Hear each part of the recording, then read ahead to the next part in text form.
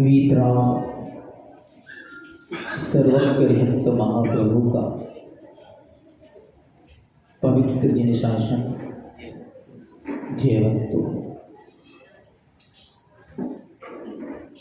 सर्वज्ञ वीतराग अरिहंत महाप्रभु की यह पवित्र जगत कल्याणी देशना संसार के प्रत्येक जीव की कल्याण का हेतु है। भगवान अरिहंत महाप्रभु जब सर्वज्ञ बने तो उनके अंतरंग में न किसी के प्रति राग था न किसी के प्रति द्वेष था। उनका जो उपदेश था वह उपदेश एक सहज उपदेश था। उस उपदेश में कभी भी ये भावना नहीं आई कि डिस्पुर में आज इनके कल्याण के निमित्त ये वाली बात बोलनी है। जो जीव आया उसके जो पुण्य में था वो उन्होंने उसे प्रदान किया। उन्होंने उसमें 1% भी कुछ भी मिक्स नहीं किया। सर्वज्ञ वीतराग अरिहंत भगवान 13वें गुण स्थान को प्राप्त करते ही मन से रहित हो गए। अब उनका मन काम नहीं करता। इसीलिए भगवान वर्धमान महावीर स्वामी ने किसी के घर जाकर किसी से नहीं कहा कि तुम जैन धर्म स्वीकार कर लो। कौन ध्यान से इस विषय को समझना कि दुनिया में लोग प्रश्न पूछ सकते हैं कि यहाँ नया क्या है, क्योंकि दुनिया में दुनिया के जो आराध्य है, दुनिया में दुनिया के जो प्रवर्तक हैं, अनेक धर्मों के अनेक उपदेशक हैं, फाउंडर हैं, प्रदर्शक हैं, मार्गदर्शक हैं, बनाने वाले हैं, निर्माता हैं, निर्देशक हैं, वे सबके सब एक प्रोजेक्ट बनाकर, मिशन बनाकर, संस्था बनाकर और अपना लक्ष्य लेकर आगे बढ़े थे। इसलिए उन्होंने जो उन्हें बेनिफिशियल लगा वो संसार के सामने रख दिया। उसके विपरीत सर्वज्ञ वीतराग अरिहंत महाप्रभु का यह पवित्र जिन शासन, जहाँ एक भी शब्द में कोई मिलावट नहीं है। भगवान अरिहंत महावीर प्रभु चाहे साक्षात आदिश्वर महादेव आदिश्वर आदिनाथ स्वामी हो और चाहे अंतिम तीर्थीश वर्तमान नायक भगवान वर्धमान महावीर स्वामी हो, सबके उपदेश में वही 6 द्रव्य थे, वे ही 7 तत्व थे, वे ही 8 कर्म थे, वे ही 9 पदार्थ थे, वे ही 10 धर्म थे। कोई भी मिक्स उन्होंने नहीं किया। इसलिए इनका उपदेश सत्य उपदेश है। इनका मार्ग सत्य मार्ग है।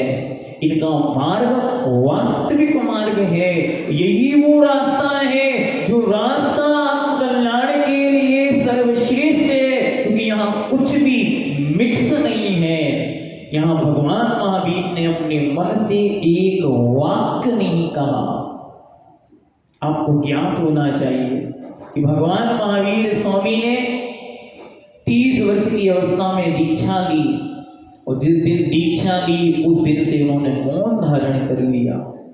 12 वर्षों तक भगवान किसी से कुछ नहीं बोले और जब भगवान को केवल ज्ञान हुआ तब अपने जीवन के 42वें वर्ष में पहली बार उन्होंने उपदेश दिया। वो भी कब दिया?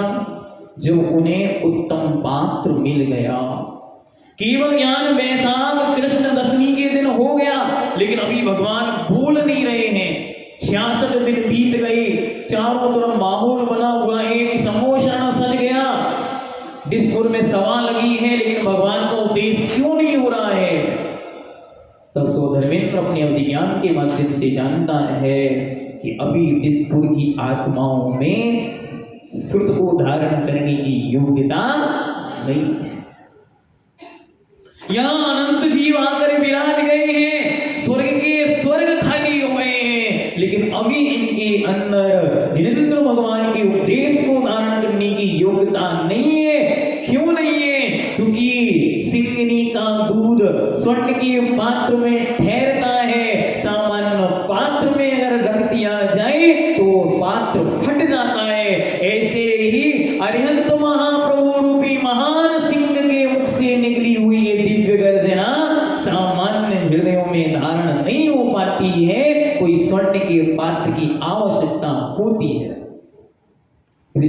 मजबूत होते जाना, कमजोर नहीं होना। स्वर्ण कैसा होता है? जितना भट्टी पर दबाया जाता है उतना मजबूत होता है। तो ये आपका पुण्य का योग है। और मैं अंतरंग से गदगद होता हूँ जब माँ सरस्वती को अपने मुख से बोलता हूँ। क्यों? इतना आनंद है कि उन्होंने जो वचन बोले थे, जो मन से रहते थे, बिना मन के वो बोलकर चले गए। जो संसार के कल्याण का निमित्त हेतु था, उन बिना मन वालों ने जब इतना कर दिया, हम तो मन वाले हैं, क्या क्या नहीं कर सकते। तो आनंद के साथ जिनवाणी बोली जा रही है तो आनंद के साथ सुनो। कोई भी दिमाग पर लोड मत लो, एकदम बिल्कुल शांत चित्त होकर सर्वज्ञ भगवान की वाणी है। मेरे प्रभु मेरे कल्याण के लिए हजारों साल पहले ये कहकर गए थे, इसलिए आचार्य भगवंत कार्तिकेय स्वामी ने हमारे कल्याण के लिए लिखा है। उन्हें कोई अपने प्रयोजन नहीं था कि मेरा नाम होगा, मेरी पद होगी, मेरी प्रसिद्धि होगी, लोग कहेंगे वाह महाराज क्या लिखा है। अंकित जी के मन में तो हो सकता है कि मैं अच्छा बोलूंगा तो लोग मेरी प्रशंसा कर देंगे, लेकिन भगवान महावीर के मन में नहीं था कि लोग मेरी प्रशंसा कर देंगे। तो क्या कह रहे हैं, देखते। जो चिंतेन नवंकम न गुणनिमंकम न जंपदे मंकम राय गोवदिनीय दोषम अजधम्मो हवे तस्य। बस ये सूत्र यदि हमारे जीवन में अंगीकार हो जाए तो कल्याण हो जाए। क्या कहें, इतना प्यारा लिखा उन्होंने, जो चिंतेन न बंकम। बंकम शब्द का अर्थ है वक्र, कुटिलता। जिसके चिंतन में कुटिलता नहीं है, मन एकदम निर्मल है, मन एकदम शांत है, मन एकदम सरल हो गया है। जो चिंतेन बंकम न कुणति बंकम, और जो कुछ भी कुटिल नहीं करता। क्योंकि जब मन में शीतलता होती है, मन में सरलता होती है, मन में शांति होती है, मन में सौम्यता होती है, तो उपद्रव करने का मन नहीं होता।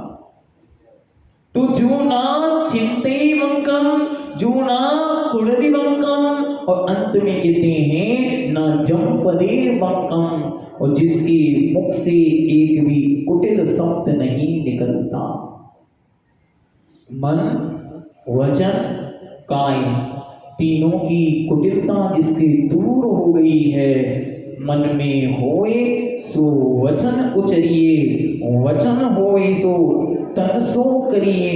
ऐसी जिनकी परिणति हो गई है, आगे कह रहे हैं नए गोवदीनीय दोषम, और जो अपने दोषों को भी नहीं छिपाता।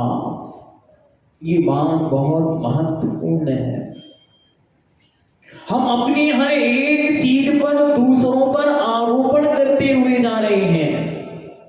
आगे आचार्य महाराज कह रहे हैं अज्जम धम्मो अवेतस्य, आर्जो धर्म उसके होता है। हमारे सुख, हमारे दुख, हमारा जीवन और हमारे जीवन की प्रत्येक घटना हम दूसरों पर आरोपित करते चले जा रहे हैं। निज की ओर देखना अब बंद हो गया है। आज पूरा मंगल उपदेश इसी पर चलेगा। गोवदीनीय दोषम, जो निज के दोषों को भी नहीं छिपाता। ऐसी सरलता अंतरंग में आ गई है कि गलती मैंने की है तो उदय मेरे ही आएगा, पड़ोसी के नहीं आएगा। स्वयं किए जो कर्म शुभाशुभ, फल निश्चय ही वे देते। करें आप फल दिए अन्य तो, स्वयं किए निष्फल होते। क्या चाह रहे हैं हम? गलतियां हमसे हो, सजा दूसरों को मिले। गलती दूसरे की है, सजा मुझे मिल रही है। गलती किसकी है? गलती माता पिता की है। जिन्होंने ऐसी ससुराल में भेज दिया है।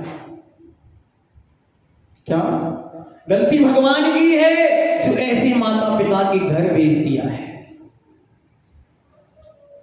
गलती पिता की है जिसने ऐसी ससुराल में भेज दिया है। गलती पति की है जो कष्ट मिल रहा है। गलती शिक्षक की है जो ज्ञान नहीं मिल रहा है। गलती दुकानदार की है जो सामग्री खराब हो गई है। क्या कर रहे हैं हम, इस पर विचार करना है। स्वयं किए जो कर्म शुभाशुभ फल निश्चय ही वे देते।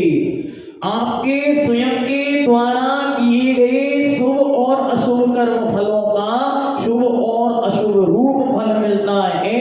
देने वाला अन्य रंच मात्र भी उसमें हाथ नहीं लगा सकता।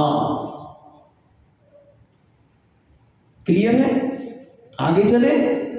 अब आपके सामने बहुत सुंदर प्रसंग रख रहे हैं कि रोज बैठकर कोस रही है, कभी पिता को, कभी पति को, कभी सास को, कभी ससुर को, कभी बच्चे को, कभी बहुओं को। रोज का चिंतन एक ही है, गलती दूसरों की है, सजा मुझे मिल रही है। यहां तक कि कोई बीमारी भी है तो गलती डॉक्टर की है, हम तो भोग रहे हैं। कुछ भी हो रहा है गलती दूसरे की है, मैंने कुछ नहीं किया। ये जो भावना है ये कुटिलता का नाम है। ये भावना है, यही मायाचारी है, यही भावना है, ये छल कपट है। कैसा छल कपट है? ध्यान से सुनो।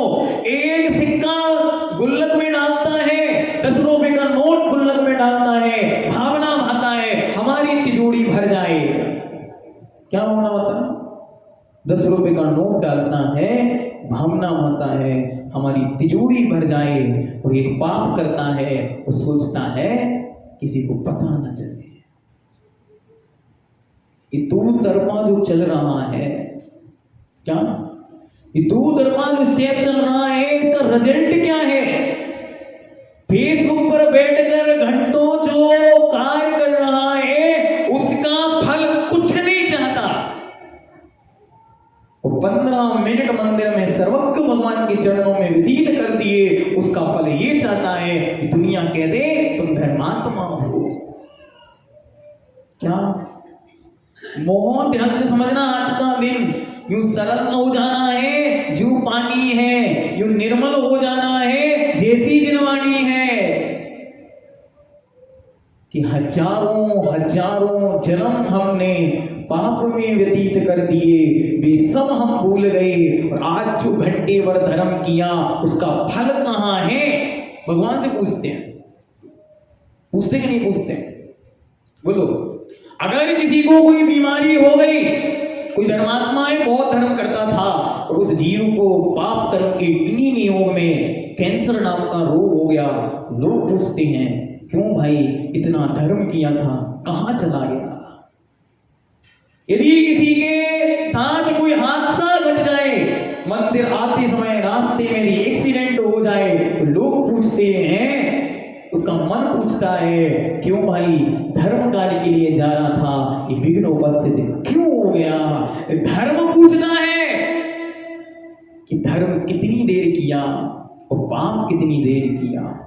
धर्म कितनी जन्मों किया, पाप कितने जन्म किया। भगवान महावीर पूछते हैं आज अपना बही खाता उठाकर देखो, आज अपनी डायरी पेन उठाकर देखो, पिछले कितने जन्मों में धर्म किया है और कितने जन्मों में पाप किया है। चलो पिछले जन्मों को छोड़ दो, इस जन्म में जन्म से लेकर आज तक के कितने घंटों में धर्म किया है और कितने घंटों में पाप किया है। सर्वज्ञ भगवान कह रहे हैं रे ज्ञानी, तू घंटे भर के धर्म का फल तो जीवन में चाहता है, 23 घंटे के पाप का फल पड़ोसी को दे दूं क्या?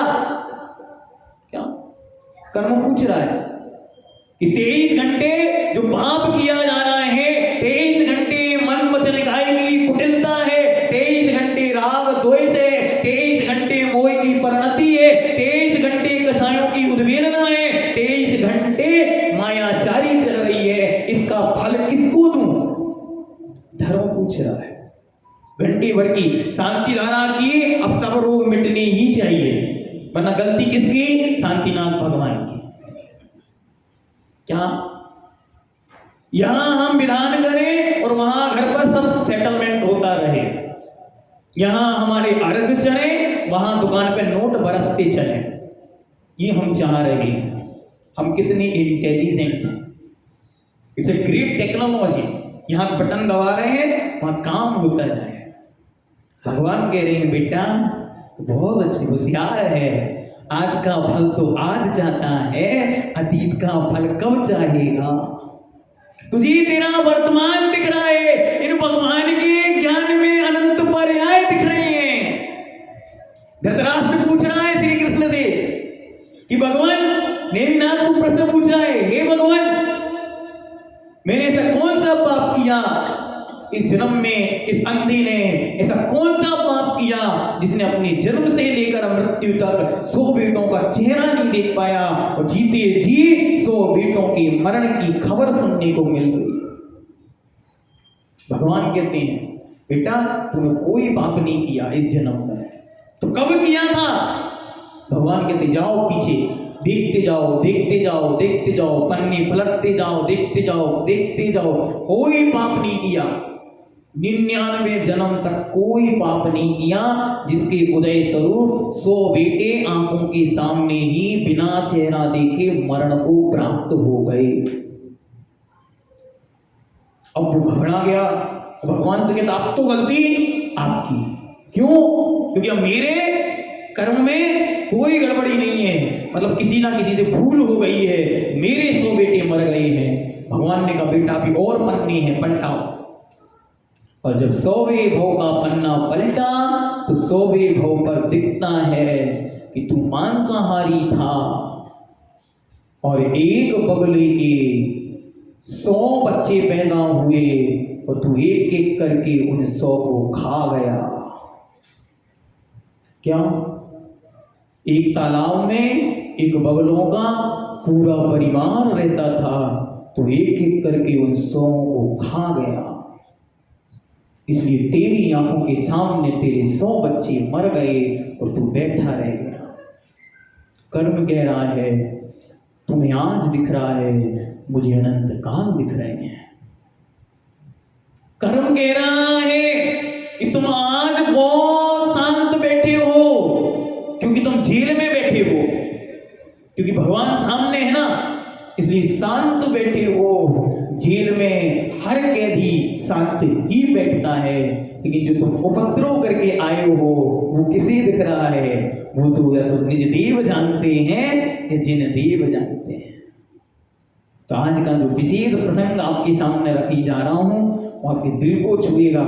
बिना होए यदि कोई गया तो समझ लेना उसके अंदर दिल नहीं पत्थर है। क्या? कि कर्म की लीला इतनी विचित्र है जिसने किसी को नहीं छोड़ा, जिसकी लीला में भगवान नहीं बच पाए तो इंसान क्या बचेंगे?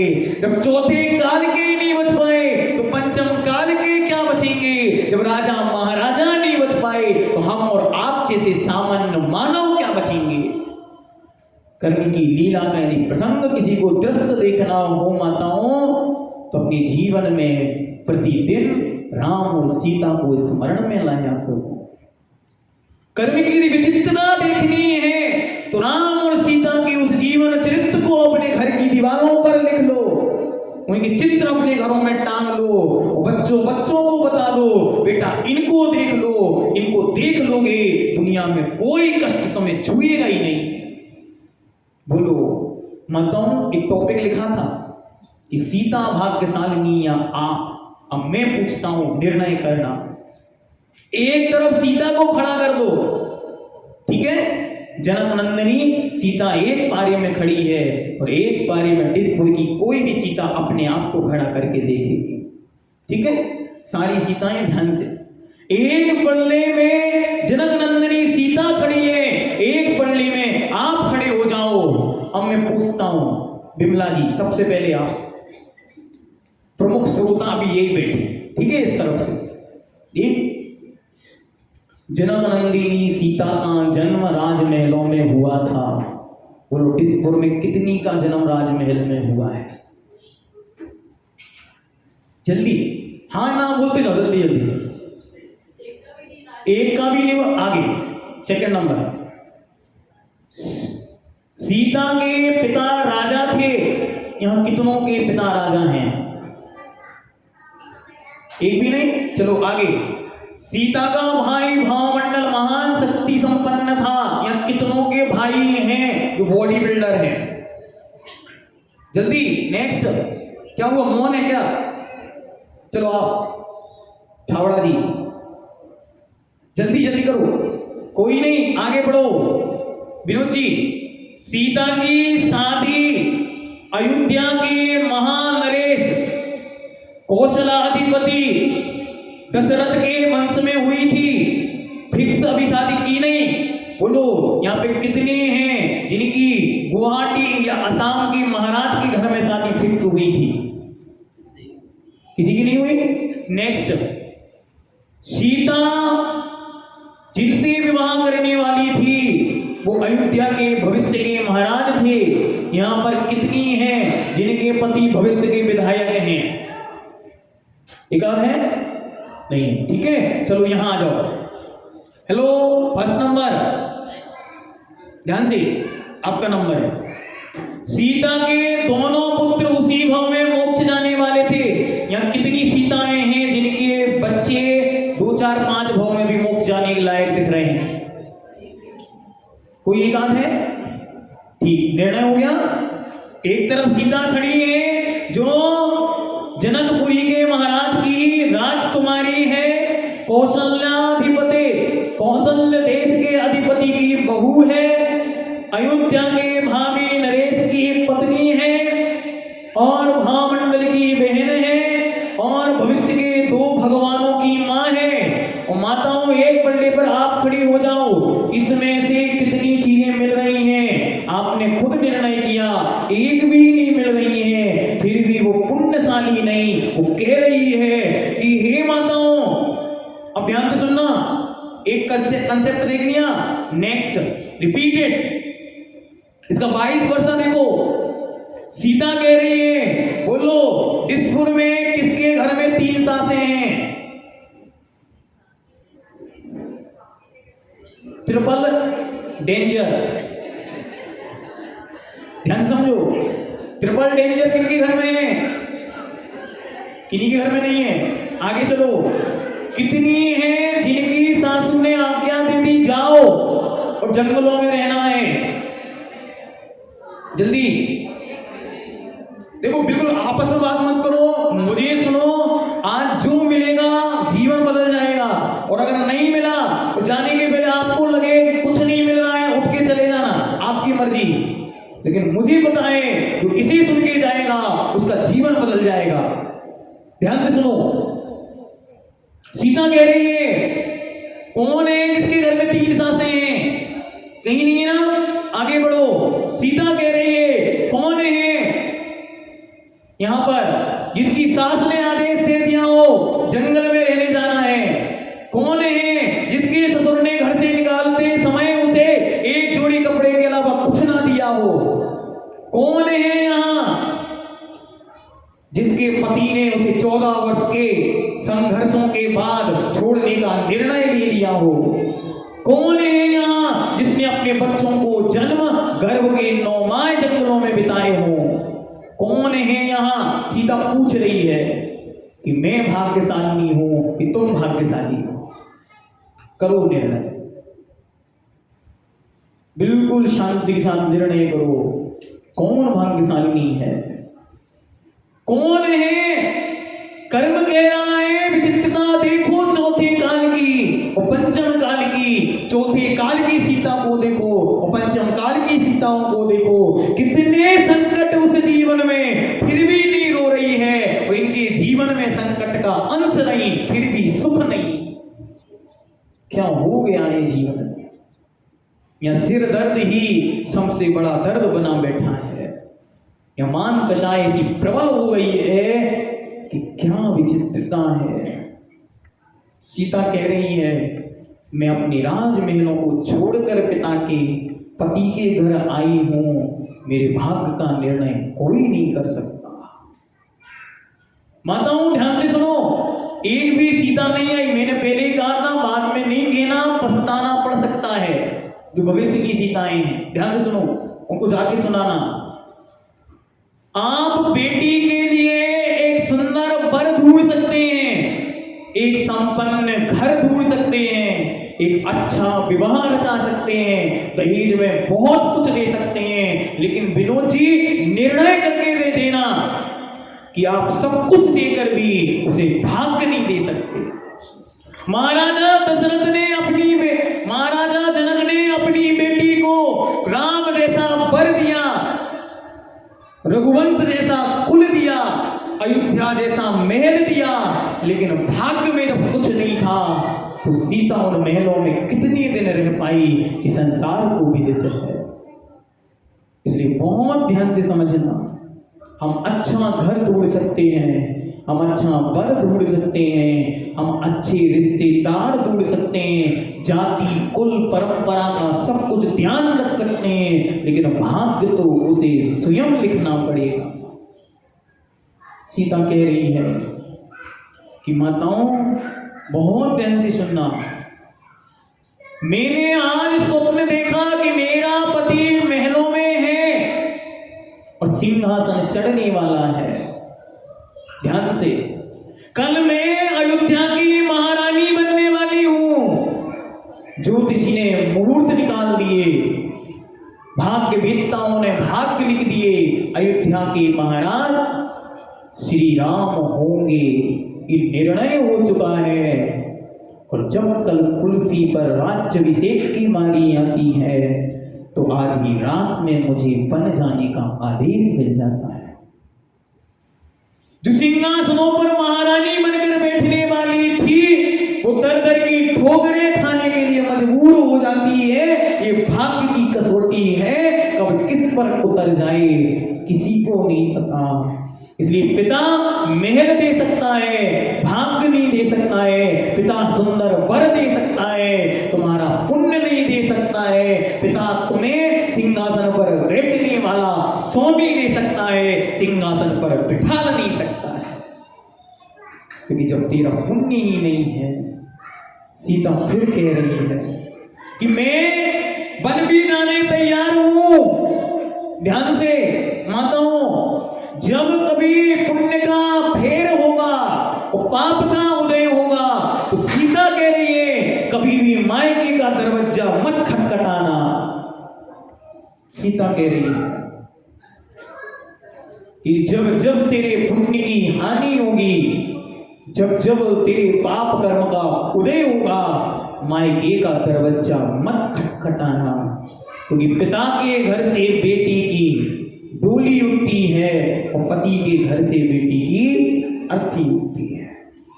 निर्णय बना लेना जीवन भर के लिए कि जो संकट यहां आएंगे मैं हंसी खुशी उन्हें यहीं सहन करूंगी, कभी अपने मायके फोन लगाकर अपने दुख नहीं गिनाऊंगी।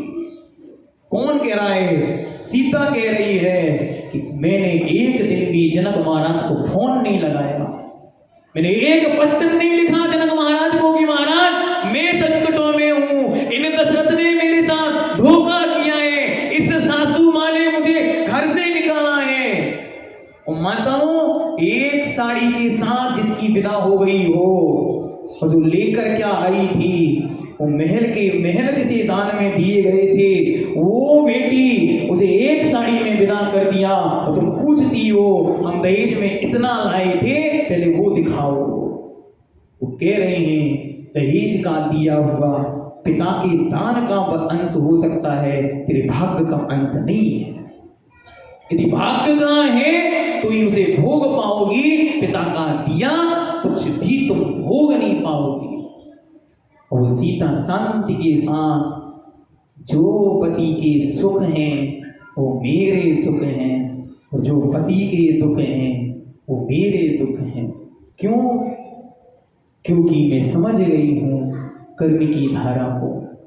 मैं समझ गई हूं कि या तो सर्वज्ञ भगवान के इस निरंतर दिगंबर पंथ को चुन लो और यदि इसे नहीं चुन पाई हो और अगर श्रावक कुल में चली गई हो, अब तुम्हारा स्वामी, तुम्हारा नाथ, तुम्हारा पति है, वो जैसा रहेगा उसके साथ वैसे ही निर्वाह करना होगा। ये निर्णय बना दो, बेटी को सब कुछ दो, सब कुछ दो। क्या माताओं, जब बेटी की बिना करो तो सब कुछ दो, सोना दो, चांदी दो, हीरे दो, रुपया दो, पैसा, गाड़ी, बंगला, सब कुछ दो। सब कुछ देने के बाद उसके हाथ में पद्म पुराण ग्रंथ रख दो, बेटा सब कुछ यदि खाली हो जाए तो इसे पढ़ लेना। क्या बेटा, यदि पाप के उदय में सब खाली हो जाए तो इनको देख लेना, ये वो सीता माता है जो कह रही है कि कुछ भी लाके रख लो, यदि पुण्य में है तो भोग पाओगे, पुण्य में नहीं है सब पानी है, अपना यहाँ कुछ भी नहीं है। और वो सीता पति के साथ पैदल बिना चप्पल के एक जोड़ी वस्त्र में जंगलों में घूम रही है। कौन है वो? मिथिला की राजकुमारी है। कौन है वो? अयोध्या की भविष्य की महारानी है वो। कौन है वो? दो भविष्य के भगवानों की माता है वो। कौन है वो? मर्यादा पुरुषोत्तम श्री राम की पत्नी है वो। और वो जंगलों में भटक रही है, अपने हाथों लकड़ियां उठा रही है, चूल्हे जला रही है, भोजन पका रही है, लेकिन एक क्षण के लिए भी रो नहीं रही है। Focus on that point. सबको अपना उपयोग वहां लेकर जाना है, रो क्यों नहीं रही है? आगे बताएगी वो स्वयं अपने मुख से कि मैं क्यों नहीं रो रही। जीवन में जब जब संकट आए, कभी मायके फोन मत लगाना। जीवन में जब संकट आए पड़ोसी को दुख मत सुनाना। जीवन में जब संकट आए कभी भी स्वयं को मत कोसना। जीवन में जब संकट आए किसी को गालियां मत देना। जीवन में जब संकट आए उसका कारण मत ढूंढना। जीवन में जब संकट आए आंखें बंद कर कर विचार करना, मैंने किया था वो उदय में आ रहा है। और यदि संकट से बचने का मन करे तो सर्वज्ञ भगवान के चरणों में आ जाना, एक ही मंत्र जपना, अरिहंता शरणम पब्बवचामि, सिद्धे शरणम पब्बवचामि। मायके शरणम पब्बवचामि नहीं बोलना, ससुराल शरणम पब्बवचामि नहीं बोलना, पति शरणम सब पब्बवचामि नहीं बोलना, अरिहंत शरणम पब्बवचामि, सिद्ध शरणम पब्बवचामि, साहू शरणम पब्बवचामि, केवली प्रणतम धम्मम शरणम पब्बवचामि। सुख के दिन होंगे तो हम तेरे दरवाजे खड़े होंगे, और दुख के दिन होंगे तो भी हम तेरे दर खड़े होंगे, और कोई दर मुझे प्यारा नहीं। क्या देखकर धर्म छोड़कर जा रहे हैं? क्या कोई तन देखकर जा रहे हैं, कोई धन देखकर जा रहे हैं, कोई मन देखकर जा रहे हैं, कोई मात्र फेसबुक की आईडी देखकर जा रहे हैं, कोई व्हाट्सएप की थोड़े से समय की चैटिंग देखकर अपनी जिंदगी और अपने चरित्र को लुटा रहे हैं। उनको कह रही है सीता तुम धोखे में हो, ये सब कुछ नश्वर है, ये सब यही छूट जाएगा, और इसके साथ जो पुण्य की हानि होगी उसका फल तुम्हें जन्म जन्म में भोगना पड़ेगा। दर दर की ठोकरें खाने की स्थिति होकर भी आंखों में आंसू नहीं लाती है, ऐसी दृढ़शीला सरल स्वभावी चलती चली जाती है। अरे कर्म अब तो दया कर दे उस राजकुमारी पर। बीच जंगल में, बीच वनवास में एक महाप्रतापी आता है और उसे छीन कर ले जाता है। देखो कर्म की मार कहां कहां पड़ती है। जंगलों में तो छोड़ दे भाई, महलों में दिए कष्ट तो दिए, अब तो मुझे माफ कर दे। कर्म कहता नहीं, अभी कुछ और बाकी है, और कर्म उसे वहां से उठाकर और 3 खंड के महल में ले जाकर पटक देता है। लो देखो ये क्या हो रहा है। तमाशा देखना है तो कर्म के सिद्धांत का यहां देखो। जगत में क्या सीरियल देखते हो, यहां आओ, हम रोज आपको ऐसे सीरियल दिखाएंगे। ये क्या चल रहा है? सीता को रावण उठाकर ले गया और उस लंका में सीता है और सामने रावण कह रहा है, देख मेरे ये 3 खंड, मैं इसका अधिपति हूं, तो मुझे स्वीकार कर ले, तुझे महारानी बना दूंगा। सीता कहती है, मेरा स्वामी एक है, अब किसी को कोई अधिकार नहीं। अब मैं मर सकती हूं, लेकिन अपने शीलत्व, अपने सतत्व को बेच नहीं सकती। तेरे 6 खंड, तेरे 3 खंड तू छोड़ो, तेरे 6 खंड भी हैं, तू धूल है, मिट्टी है, पर का जो है वो सब मिट्टी है, बस जो मेरा है बस वो मेरा है। ऐसा चिंतन लेकर वो बैठी है।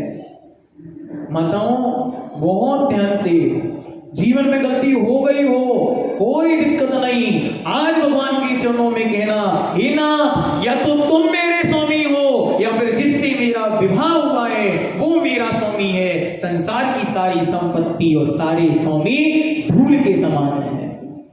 किसके समान है? धूल के समान। उन सब में मेरी कोई आसक्ति नहीं। 6 खंडों का महल मिल रहा है, लेकिन अपना धर्म नहीं छोड़ रही है। 6 खंडों का महल मिल रहा है, अपना पति नहीं छोड़ रही है। अरे जंगलों के दुख भोगने पड़ेंगे राम के साथ। अभी और क्या कुंडली दिखाऊं राम की, क्या क्या और लिखा है, वो क्या देखे तुम्हारी कुंडली। जाओ किसी ज्योतिषी के पास कुंडली दिखा लो, बहुत कष्ट है। जाना हो तो वास्तु सुधरवा लो, और है तो नवग्रह विधान करा लो, 7.5 25 अंगूठी पहन लो।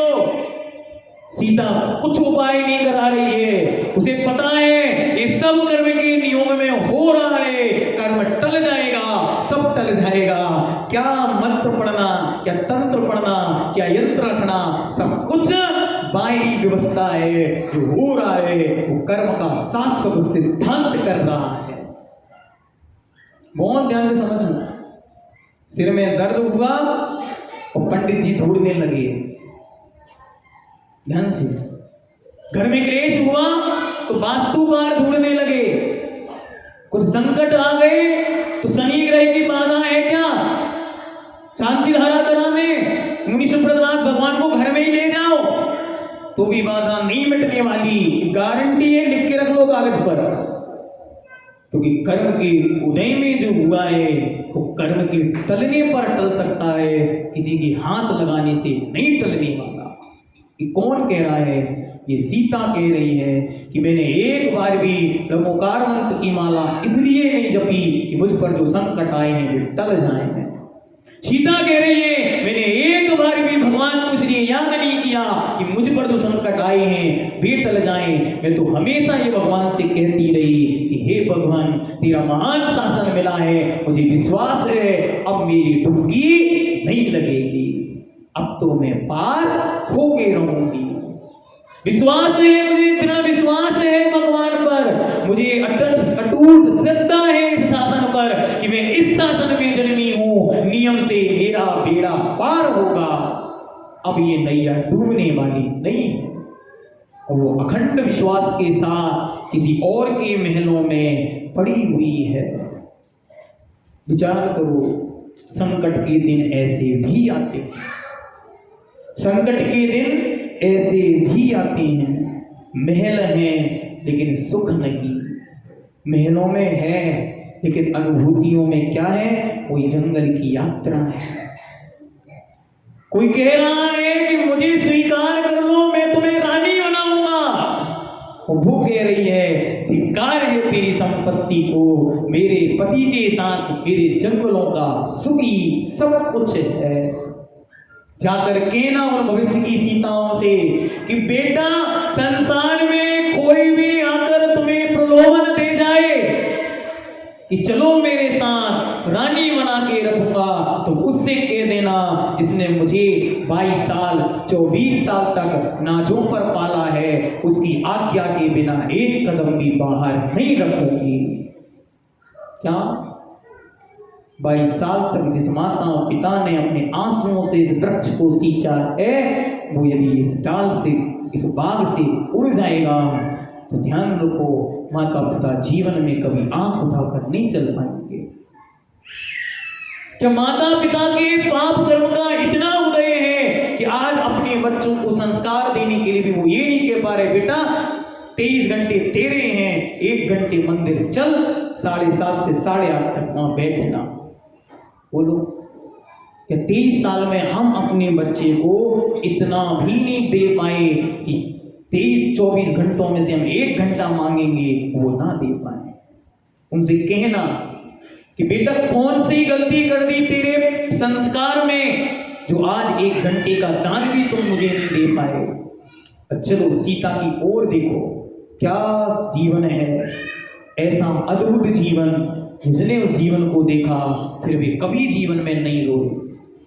मुझे तो कभी दुख होता ही नहीं, कुछ भी हो जाए, सारा शरीर भी काम करना छोड़ दे तो संकट नहीं जीवन में। क्यों? ये आदर्श पुरुष बैठे हैं, ये कह रहे हैं अभी कुछ नहीं हुआ है, हमारा तो सारा शरीर जला दिया था, हानि में पेल दिया था, ऊपर से अग्नि लगा दी थी, सियालिनी खा रही थी, सिंगनी खा रही थी, नदी में बह गए थे, बिंदलिंगें गिर गई थी, वो सारा शरीर सिगड़ी से जला दिया, गरम आभूषण शरीर पर पहना दिए, तब हम नहीं मरे तो आत्मा अंकित तू कहां मरेगा? क्यों रो रहे हो? आत्मा कह रही सीता ध्यान से सुनो, संकट क्या है, इन पर मत ध्यान दो, तुम इस पर ध्यान दो, तुम्हारी परिणति क्या है, तुम क्या कर रहे हो? संकट के दिन तो पूर्व कर्म के उदय में है, लेकिन आज जो करोगे वो तुम्हारा भविष्य है। अतीत का उदय आज है, ये आगे ना रहे। अगर हम आज समझ जाएंगे और भगवान का नाम जपती हुई, जब तक मेरे स्वामी मुझे लेने नहीं आएंगे तब तक मैं आहार जल का त्याग करती हूँ। काल मंत्र की आराधना में लीन हो गई वो सीता। ये है धर्म की शरण कि जब जब संकट आएगा, मात्र इसलिए दरवाजे नहीं आएंगे भगवान के कि तुम्हारे दर्शन से संकट मिट जाएंगे। मुझे विश्वास है मैं यहाँ आऊंगा तो मेरा भविष्य का एक एक क्षण सुरक्षित होता जाएगा। अतीत में तो जो किया था वो उदय में आ गया है। अभी और कर्म की विचित्रता देखो, समय हो रहा है, इसे अगले स्टेप पर लेकर चल रहे हैं। जिस पति के लिए मैं घर छोड़ आई, जिस पति के लिए मैं पिता छोड़ आई, जिस पति के लिए मैंने सारे सुख छोड़ दिए, जिस पति के लिए मैंने रावण के 3 खंड छोड़ दिए, यदि वो पति भी कर्म के उदय में कह दे कि अब मुझे अग्नि परीक्षा दो, तो सीता तैयार है, डरने वाली नहीं, और अग्नि परीक्षा देने को तैयार है। तुम अग्नि परीक्षा ले सकते हो, अग्नि में जला नहीं सकते। क्या तुम अग्नि परीक्षा ले सकते हो, अग्नि में नहीं जला सकते। अग्नि में मेरा पाप होगा तो मैं जलूंगी, वरना अग्नि भी कमल बन जाएगी। और सीता ने जब उस अग्नि में प्रवेश किया तो वो कमल की रचना हो गई। ऐसा महान धर्म अपने अंतरंग में विकसित करो। जब पाप का उदय आए तो दरवाजे न टकटकाने पड़े किसी के, किसी को फोन न लगाना पड़े। मुझे इतना विश्वास हो मुझ पर कि मैंने धर्म की शरण ली है तो साक्षात देवता भी आकर मेरे सेवा में उपस्थित होंगे, मुझे किसी को बुलाने की आवश्यकता नहीं। देवा पीतम नमन संति जिस धम्मो सयामणो, जिसका मन सदा धर्म में रहता है देवता भी उसको नमस्कार करते हैं। ये आचार्यों की वाणी है। और कुछ लोग देवताओं के प्रसन्न करने में अपना जीवन व्यतीत कर देते हैं कि कोई एक देवता प्रसन्न हो जाए तो अपना कोई काम धंधा चल जाए। और यह धर्म कह रहा है तुम धर्म को हृदय से करो, देवता तुम्हारे चक्कर काटेंगे। पानी भरते देवता वैभव जिनका दास, और मृग मृगेंद्र आ बैठते देख दया का बात। जिनके हृदय में दया है, जिनके हृदय में संयम है, जिनके हृदय में अहिंसा है, उनके चरणों में देवता पानी भरकर लाते हैं। उनके चरणों में देवता मस्तक झुकाते हैं। उनके चरणों में सिंह और गायें एक साथ बैठ जाते हैं। सांप और न्योले बैर को भूल जाते हैं। ये धर्म की महिमा है। सरल स्वभाव की महिमा है। आगे और चलो, अभी तो अग्नि परीक्षा दी है। सीता कह रही है कि देखो ये विश्वास धोखा है कि संकट आज आए हैं, टल गए, कल फिर नहीं आएंगे। ना जाने पूर्व के किए हुए कौन कौन से कर्म हैं वो कहां कहां से निकल कर आएंगे। इसलिए सीता कह रही है हाथ जोड़कर, माताओं ध्यान से, सीता कह रही है हाथ जोड़कर कि रे आत्माओं ध्यान से सुनो, इस जन्म में कभी भगवान से मत कहना संकट ना आए। इस जन्म में तो भगवान के सामने हाथ जोड़कर कहना मुझे विश्वास है कि मुझे देव शास्त्र गुरु तीनों पर अटल श्रद्धा है कि इस जन्म में जो संकट आने हैं सब आ जाएं, क्योंकि मुझे इस जन्म में बोध है कि मैं कर्म को काट सकता हूं। अगले जन्म का कोई ठिकाना नहीं। और सीता ने शांति के साथ पति के साथ चली गई। कहां चली गई? उन अयोध्या के महलों में जिनकी महारानी बनना था। और उन महलों में पहुंचती है और जग में अपवाद हो जाता है। देखो कर्म कहां कहां से आता है। जग में अपवाद हो गया। एक बच्चा कह रहा है, एक मां कह रही है कि जो दूसरों के महलों में रहकर आई है उसका हम क्या भरोसा कर ले। बहुत ध्यान से समझना, दुनिया क्या कह रही है इस पर ध्यान मत देना, दुनिया क्यों कह रही है इस पर ध्यान देना। दुनिया क्यों कह रही है इसका कारण मेरे कर्म का उदय है।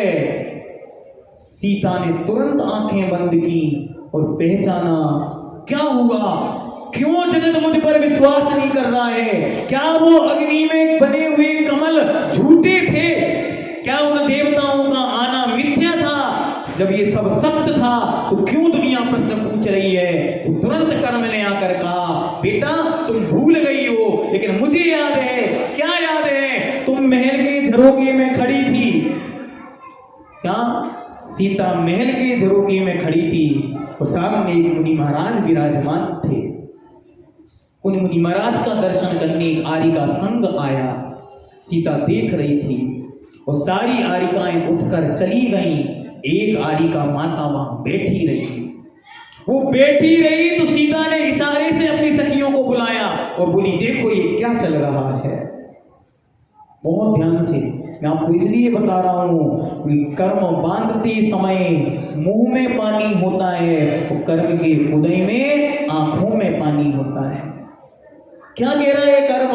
रे सीता तू भूल गई, रे सीता तू भूल गई कि तू क्या करके आई थी। तुम्हें तो ये याद है कि अभी अगली परीक्षा में मैं शुद्ध सावित्री बनी हूं। तू भूल गई कि तू अतीत में एक निर्गंत दिगंबर मुनि को कलंकित कर कर आई थी। वो मुनि महाराज और वो आरिका पूर्व जन्म के उसी जन्म के ग्रस्त अवस्था के भाई बहन थे।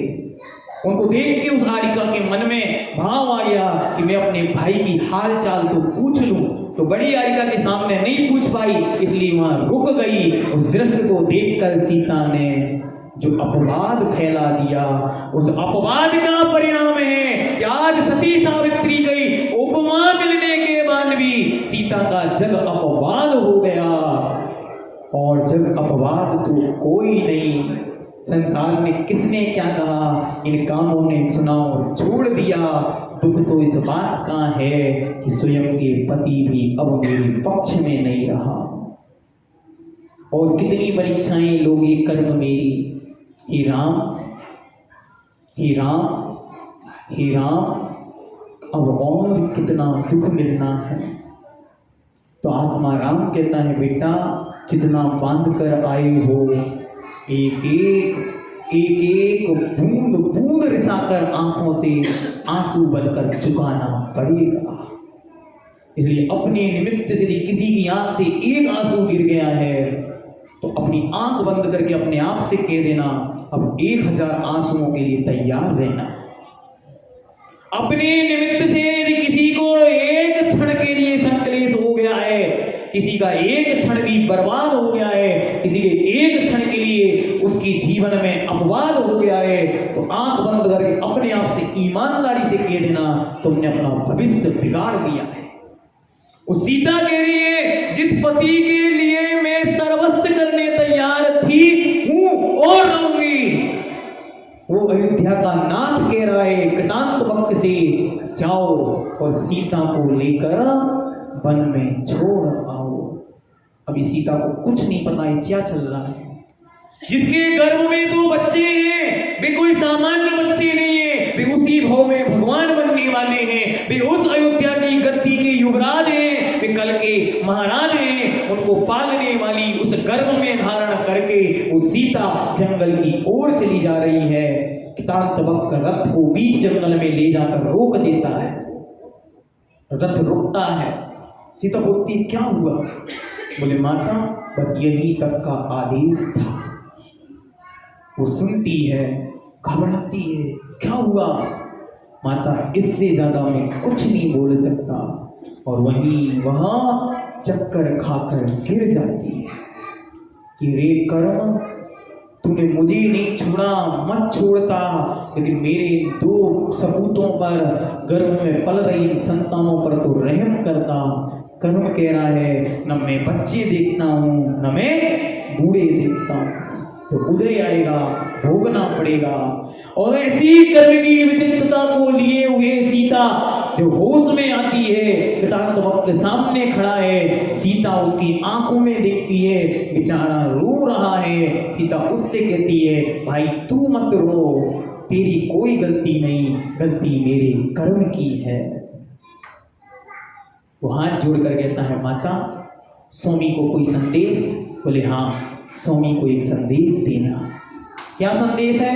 वो संदेश आज का सार है, उसे अपनी किताब में लिख के आज लेके जाना। कौन सी किताब? अपने हृदय की किताब। कौन सी किताब? अपने मस्तिष्क की किताब। कौन सी किताब? अपनी आत्मा की किताब। उस किताब पर इन शब्दों को बड़े बड़े अक्षरों में लिखकर ले जाना। सीता क्या कहती है? सीता कहती है हे कृतांत वक्त जाओ और जाकर नाथ से कह दो मेरे कर्म के उदय में तुम मुझे छोड़ सकते हो, लेकिन मेरे कर्म के उदय में तुमने धर्म छोड़ दिया, तुम कहीं के नहीं रहोगे। कर्म के उदय में सब छूटे, छोड़ देना, लेकिन धर्म नहीं छोड़ना। अगर धर्म की शरण छूट गई तो तुम्हारा कुछ नहीं हो सकता, सब कुछ नाश हो जाएगा। इसलिए हे माताओं आज के टारगेट पॉइंट हम ही थे क्या? ऐसा मत सोचना। कल नंबर इन लोगों का है। कल का विषय है एक भाई भरत सा। क्या विषय है? एक भाई भरत सा। बहुत ध्यान से समझना। कल लोभ कषाय का परिहार करना है।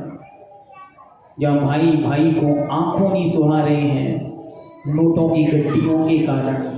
वहाँ भरत, कौन सा भरत है ये? चक्रवर्ती वाला भरत नहीं, ये रामायण वाला भरत है। कल इसका जीवन चरित्र आपके सामने रखेंगे और आप सभी के जीवन में जो आज प्रसंग सामने रखा है वो एक चलचित्र की तरह पूरी जिंदगी चलना चाहिए और उससे कभी दूर मत होना। बस वो ही है जो है। इसलिए जीवन में याद रखना पाप कर्म के उदय में। क्या संदेश है आज का? पाप कर्म के उदय में तुम मुझे छोड़ सकते हो, लेकिन कभी धर्म को मत छोड़ना। कितना भी पाप कर्म का उदय आ जाए, कितने भी जीवन में दुख आ जाए, कितनी भी संकलेश आ जाए, कितनी ही बड़ी बीमारी आ जाए, तुम कभी धर्म की शरण मत छोड़ना। क्योंकि इस पार लगाने का उपाय यदि कोई है उसका नाम जिन शासन है, उसका नाम धर्म है। पहले आपको बता चुके और रहस्य की बातें हैं, धीरे धीरे खुलती जाएंगी। आज कर्म सिद्धांत इसलिए खोला क्योंकि बहुत सारे लोगों को ऐसा लगता है हम तो हाई कोर्ट, सुप्रीम कोर्ट, सारे कोर्टों में सारे जजमेंट करा लेंगे, हमारे पिताजी बहुत बड़े आदमी हैं, सब सेट करा देंगे। बेटा कर्म की कोर्ट में किसी के कोट की कुछ नहीं चलती, कर्म की कोट में किसी के रुपए की धपकी धपकी नहीं चलती। सारी धपकी धमकियां यही धरी रह जाती हैं। जब कर्म की सत्ता बोलती है तब सारी आवाजें चुप हो जाती हैं।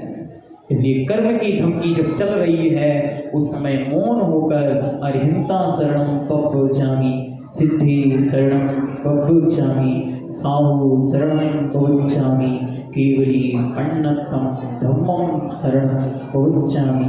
सीता की तरह सरलता, कर्म सिद्धांत के प्रति विश्वास, भगवान अरिहंत के शासन की उपासना के प्रति हृदय गहराइयों में धर्म भर जाए, नसों नसों में धर्म हो, बाहरी नहीं अंतरंग में डूब जाए। ऐसा धर्म कल और प्रकाश डालेंगे। ऐसा लग रहा है और बोलता जाऊं क्योंकि आप इतने ध्यान से सुन रहे हैं, सबको लग रहा है कि बहुत शांति के साथ विषय चल रहा है, लेकिन घड़ी कह रही है अब अति हो गई। ठीक है, इसलिए आज पूरा करते, कल फिर मिलेंगे। मिलोगे नहीं? बोलो, कल मिलोगे कि नहीं? मिलोगे? ठीक। जिनवाड़ी के ज्ञान में सूझे लो करो, सोवाड़ी बसतनम सदा करो। सभी नौवा नमो का मंत्र पढ़ेंगे।